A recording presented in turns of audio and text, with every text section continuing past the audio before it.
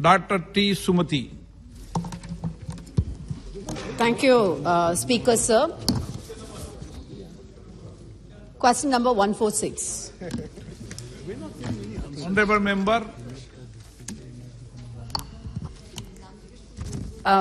Thank you, Madam Finance Minister, for giving an elaborate answer in the answer sheet. But, Honorable Speaker, sir, I would like to ask through you, Madam Minister, regarding crypto mining. Madam Minister has also made a statement that she will be chairing meetings under G20 presidency to explore crypto regulations. So, the crypto mining is the booming thing now, the in thing in India, and a lot of Indians are taking keen interest in that, with the ecosystem favorable for them also. And since China is tracking down crypto miners, India can be an alternate destination if regulatory certainty and infrastructure are provided. I would like to ask Madam Minister through you, sir, how does the government plan to regulate crypto mining in India to cater to environmental and energy consumption concerns? Thank you. Sir, as I explained in the answer given, at the moment they are largely unregulated in India. Whether it's mining or whether it's the asset, whether it is the transaction, we recognize that this is very completely almost driven by technology, and a standalone country's effort in controlling or regulating this is not going to be effective.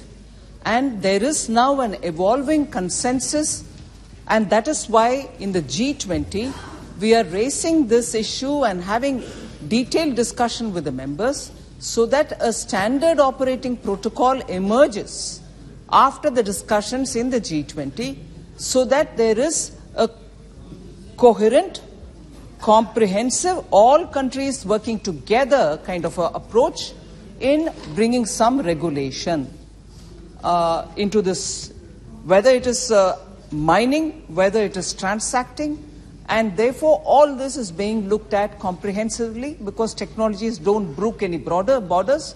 They can get activated in one area where you control, where you're not controlling, as opposed to the area where you're controlling. So we are working together to get a collective SOP on it.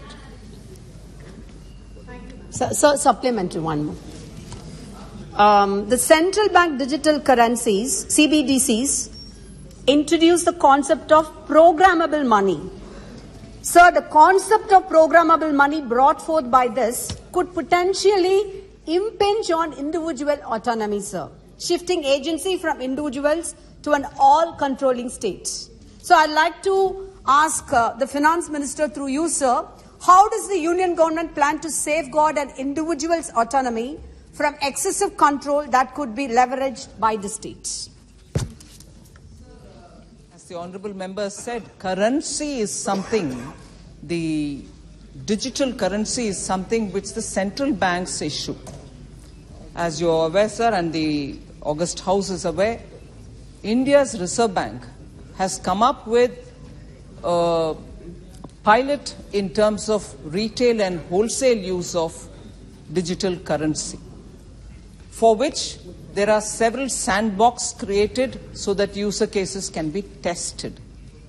And it is only during this process and immediately after that can there be any kind of understanding on how the retail or the wholesale use of digital currencies will have any spillovers for which any action has to be planned.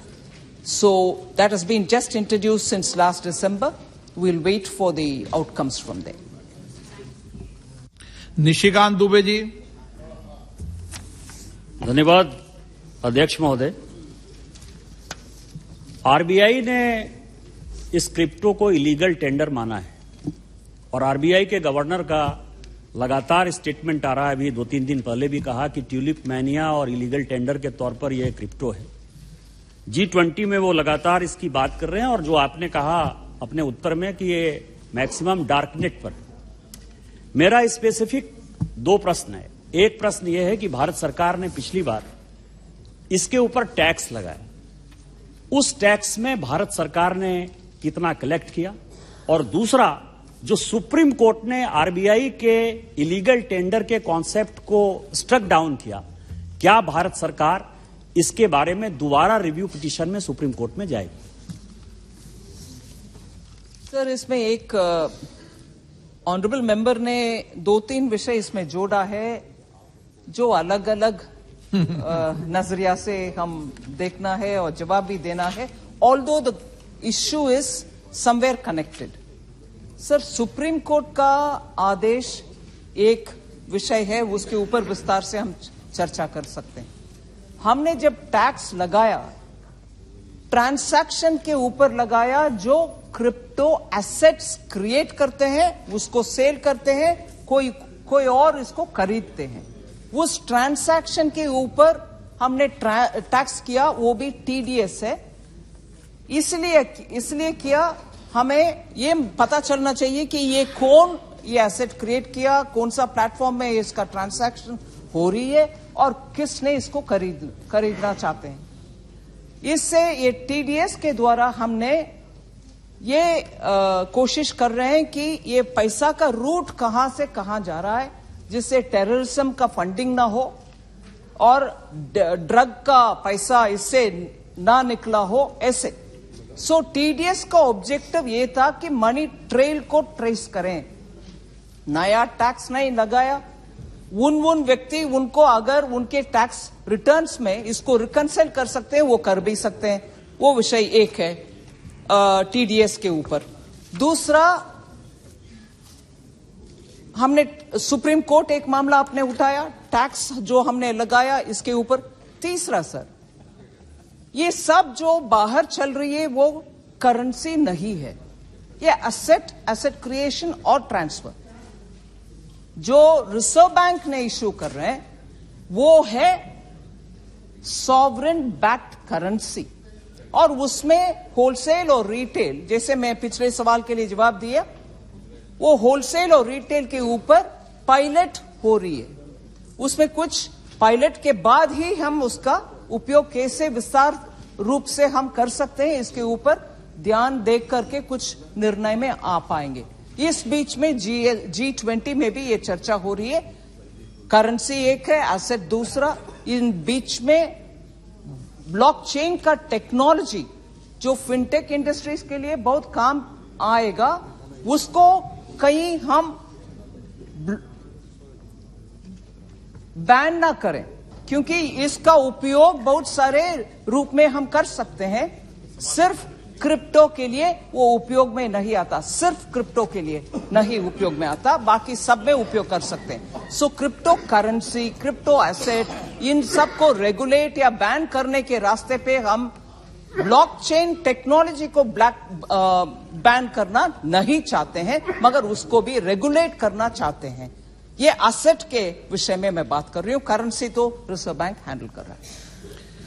Question number 147 Shri Ratanlal Kataria. हाँ, बोलिए। हाँ, कोई बात नहीं, वहां से बोल दीजिए आप।